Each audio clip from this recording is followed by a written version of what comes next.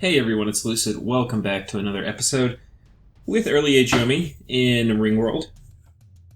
So, we had a pretty big turn last turn. We ended up slaying the apparently immortal Fomorian god, and it was very, very hard for us to do with what we had. It took a ton of thinking about it to figure it out, but we did, and it worked.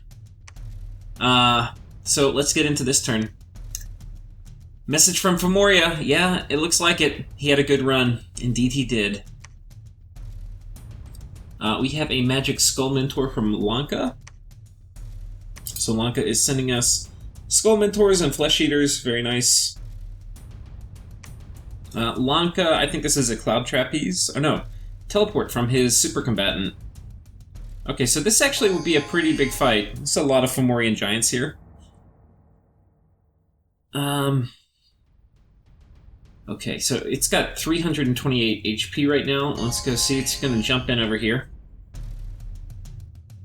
This looks like the kind of army it should do well against. And I think... Oh, do we miss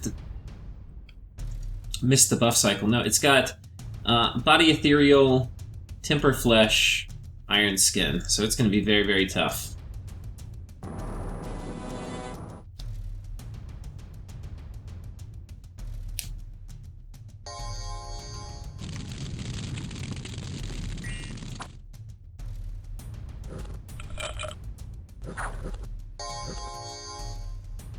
Okay, getting nailed by Smite. But getting nailed is a relative term. When you have 328 HP, what's 15 damage, really?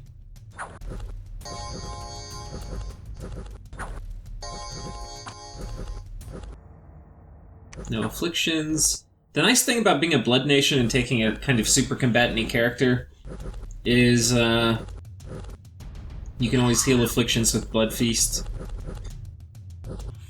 Speeded. Oh, we are pretty speeded up. Oh, we also has Astral Shield. You can see all these guys getting paralyzed around him. Now, hopefully... Okay, these guys are running. Hopefully he gets the king. Oh, looks like no. Was it worth it? No afflictions. More experience. Yeah, probably worth it. How many did he kill? Only one, but more probably died in the retreat. Coming down here, we found another magic site. Tar Pits, that's a Fire 1 site. Down here, we found a Mirror Palace. Holy crap. So that's 1 air, 1 astral, and 25 gold. And a Garden of Frozen Flowers. That is 1 water. Very nice. We like all that.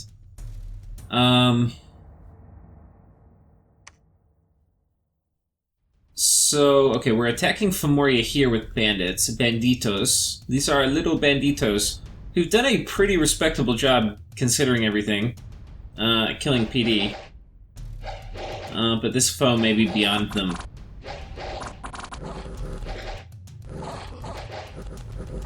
No, they did good. They routed the first salvo. If I had like 2 or 3 more dudes, they probably would have made that. This was really how you used to play Yomi, was you used a lot of the bandits, bandit leaders. You'd pillage and run around, send in demons occasionally.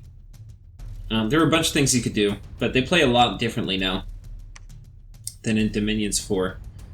Okay, this little group here, we'll just watch this real quick.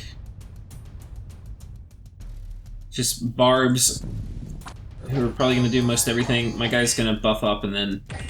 You know, it's probably better for him to cast 2 things and then jump in. But anyway, and that was in case we somehow met some giants. Lanka is attacking Zabalba, and I think this is, yeah, right here. So it's a little raid. And let's go do all our battles here, and then we'll go talk about what's going on in Zabalba. I think this is us hopping on top of his fort. The little wolves run out, they throw some fire, our guys run. Oh, did we lose anything? No. And then there's a battle on top of Fomoria, so Lanka is sending a scout in, see what he's got. What you got going on here? So he's got another super combatant. Now this is, I think he'd probably swap out a Vine Shield here if he could.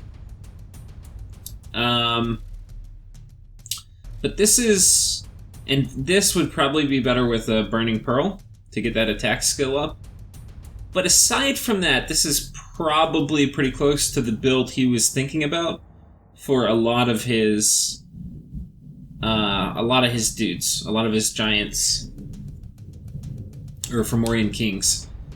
And this would be imminently spammable. And these guys would be really, really scary to have 5 or 6 of them on the map. The Vine Shield is important, though, for the repel build. But anyway. So that's okay. I think we can go on top of that soon. Some brigands. We got a new trade route, which is nice. Okay, so this is an event, you know, we have to take care of. It means there's a little sect here that are... now, what I probably should do, I want to get more siege chaplains, so I'm going to move them up, but otherwise I would probably start patrolling here immediately. I actually need to go check where I am currently in the game and see if I take care of this.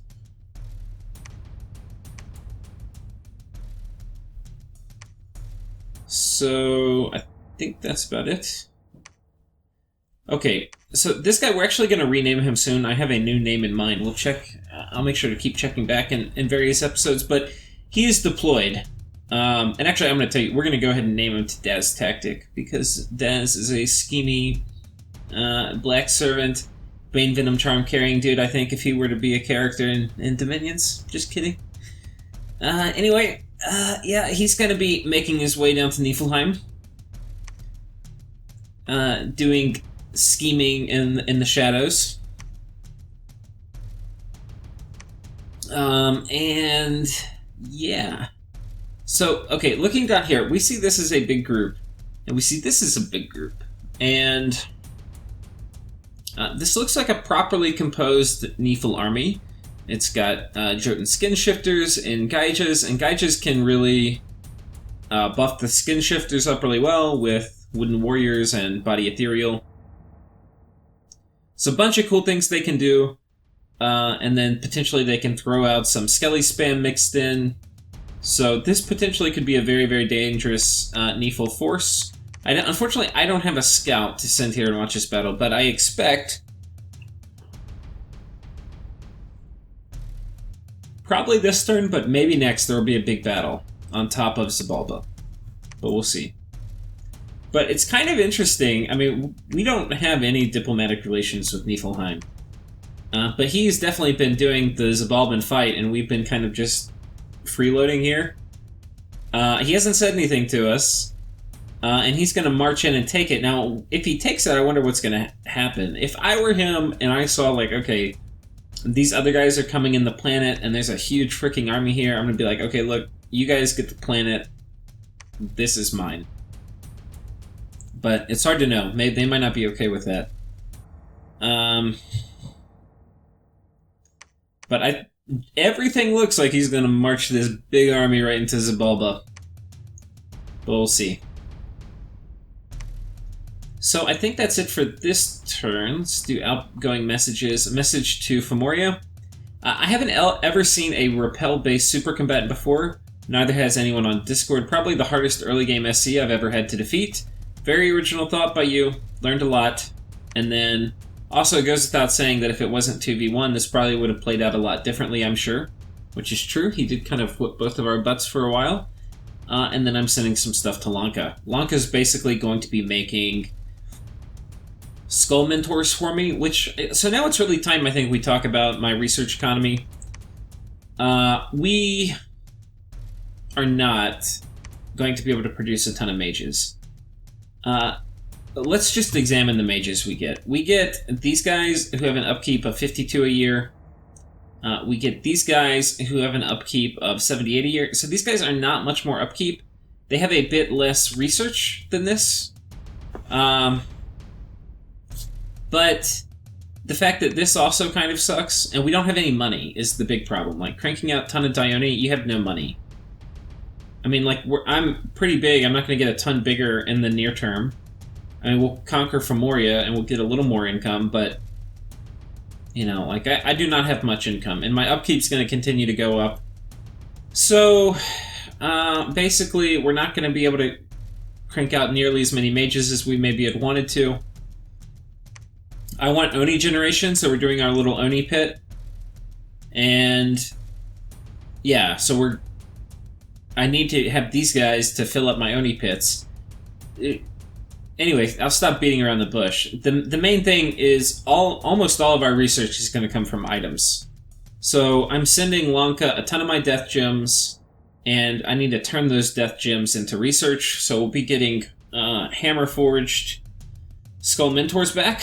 So it's eight gems for 14 research, which is okay. And you can see these guys with a Quill and a Mentor are doing pretty well. 24 research, which is not bad.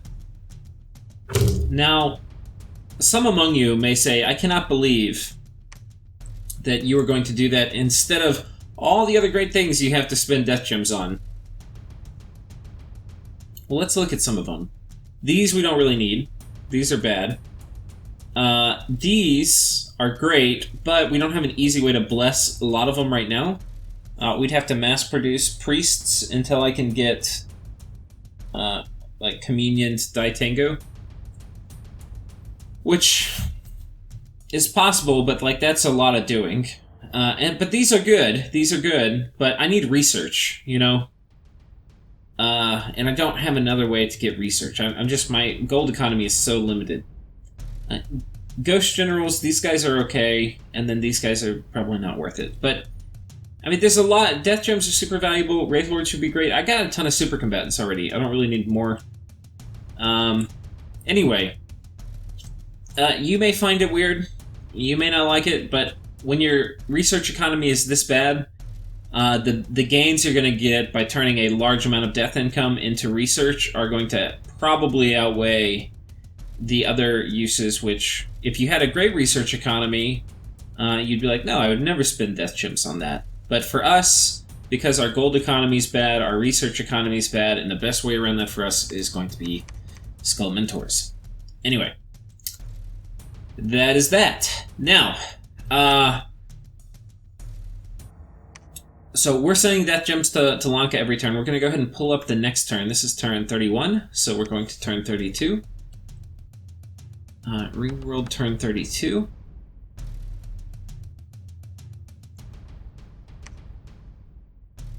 We get a Skull Staff from Lanka. I needed one of those.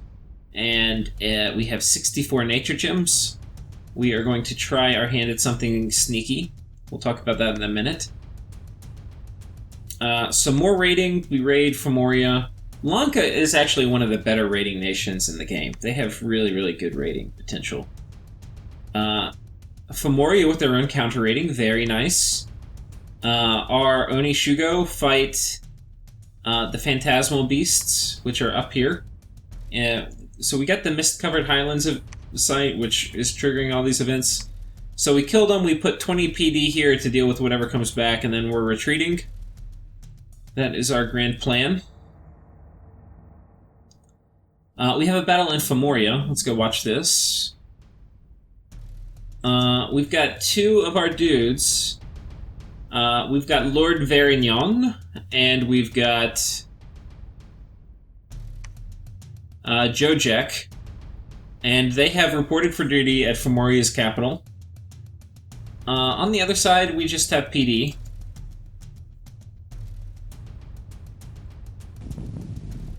Now, if we win, we'll put Femoria under siege, and we will shut down troop production, which is good for us. It is not going to stop him from calling his god back. But his god was it was a very good trick, and it was a trick that was hard to deal with. But we now have the tool to deal with that, so even if he calls it back, we're okay.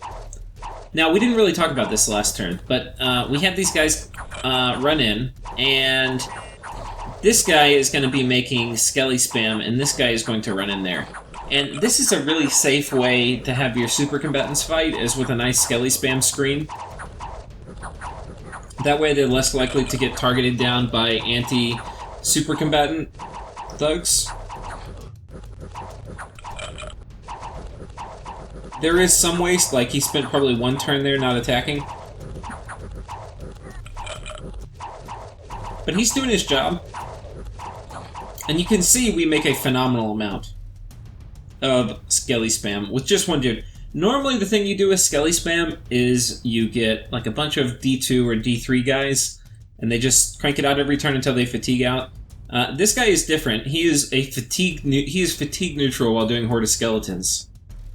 So he's just going to do it every single turn. And he's going to basically do it as well as a small army of D2 casters. I mean, you can see this is just kind of a phenomenal amount.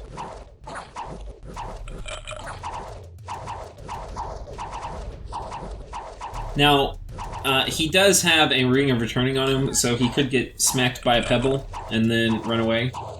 But he's no slouch. He's got 25 protection and Robe of Missile protection, so very, very unlikely something makes it through and smacks him.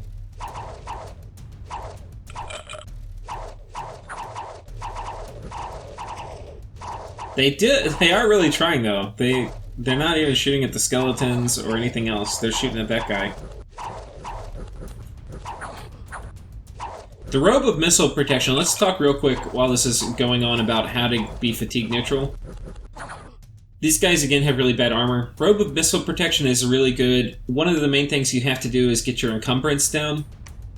If you want to be fatigue neutral spamming something out, and this is a great item to do that. So we get his encumbrance down to 1, which is going to be a big part. You get kind of diminishing returns if you keep getting their magic path up higher and higher. If they have high base encumbrance, that will end up costing just as much as the actual fatigue you're spending on the spell. So at some point you need to switch and get encumbrance down. So we're doing that in combination with 12 Reinvigoration from a combination of the Boots, the Amulet of Resilience, and Summon Earth Power. And yeah, he's, you can see, very, very fatigue neutral. He is preferring Raise Dead, though.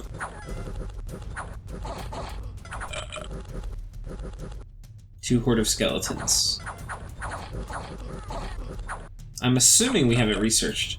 So anyway, that's how that battle in Fomoria went. We killed all their PD. It's kind of a long time talking about a battle where we just killed PD. We have another raid where we kill a bunch of PD. The Raven of the Underworld is moving again, killed PD. And okay, we've got a battle here. I actually may get my butt kicked. Yeah, probably. So what do we have here? I've got a bunch of barbs, I've got some demons, I've got one Oni Shugo who is probably just going to spam out skeletons. Make a little scream. But this is a more proper army than I have. This is more like a heavy raiding force.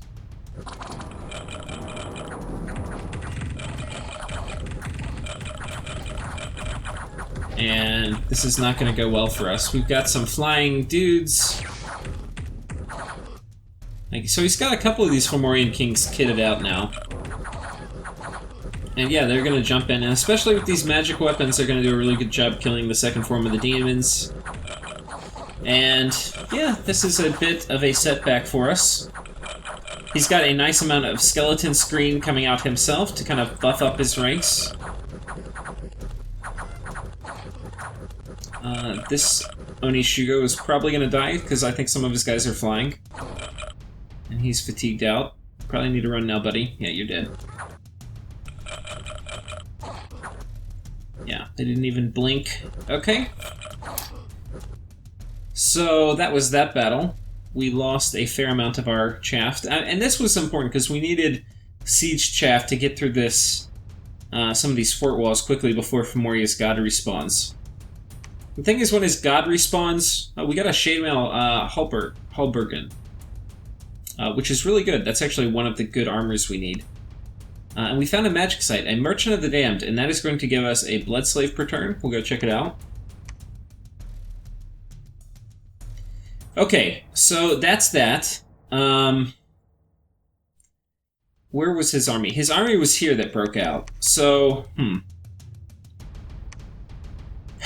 in terms of our movement, I don't want to let off his cap.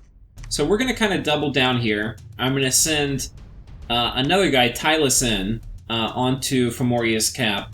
So it's going to be 2 kind of super combatants with 1 skelly spam dude behind them. And we're not going to let them off their cap. What I expect they'll do is try to bring this army down here to free up the cap. But I could be wrong. If that is what happens, we are going to... Okay, we're just pinging this. I'm not actually attacking it. Which actually is fine. Yeah, so that's basically what's happening. Otherwise, our Dione or site searching, I found a ton, and I don't know if we really talked about it. I have found a ton of magic sites for Lanka. I found... Let's see, we've got... we found this forum, the Tower of the Iron Order. We found both these sites, Quicksand and Lava Lake. Lava Lake's a really good one. I can't remember if we found the gold mine. The Gervais Wall. Yeah, we found a ton of stuff at Lanka. Deep Crevasse. So anyway, we're going to continue with our mission. This guy's site searching, this guy's site searching. And we're doubling down on Fomoria's capital. We're pinging this just to see what he's got here, but not really committing too hard right now. We're converging what's left. We've kind of had these guys go around and pick up some of our dudes who have retreated, and we're pulling them back here where we can march them back down and start sieging this fort back up. But the main thing we have to do is we need to get a big siege chaff army up here to take this fort and this fort. And they're coming in. So we've got this army, which is currently here, and we've got this army, which is coming. And this is a fair amount of siege strength, 165. And they're coming, and they'll be there in probably 2 turns. So, anyway, we're making our way that way. In terms of research, we haven't talked about that in a little bit. We have Conjuration 3, we have Alt 5, we have Construction 3, and Enchantment 5 for Horde of Skeletons. So, we're going to get Evocation 3, and that's going to open up Arcane Probing, mostly, so we can start site searching Astral. We are going to then run up to Conjuration 5, which is going to give me my Dai Tengu. And then we are going to go for Enchantment. And the reason we want to go for Enchantment is a few things. Eternal Pyre we can cast basically right away. Later we can do Earthblood Deepwell, and that will give us a very, very, very, very solid income in Fire and Earth. The Fire we can use for a few things. I can use it to cast End of Culture. I can also set up Flames from the Sky cannons, but I have to run up Evocation. You can see right now that's not very exactly a priority for us, and we're definitely going to want Alteration before we do Evocation. So part of this is just keeping Abyssia from having it, but Abyssia is one of the harder matchups for us, I think, in this, because if he uses his Assassin's Right equipped with Holy Scourges, they will be just absolutely brutal. They would kill basically all of our commanders. It would be really bad. Trying to think what else. Also an enchantment, once I have my Dai Tengu, once we're at enchant 7, I can do Mass Flight, which is really good on swarms of hard-hitting demons. Especially for like my Koani, who you can pack 6 of a square, and they hit for 16 damage. That is a lot of outgoing damage. Especially if I outnumber you. I can cluster several squares of those Koani as they fly in around one tile. It's a lot of incoming damage.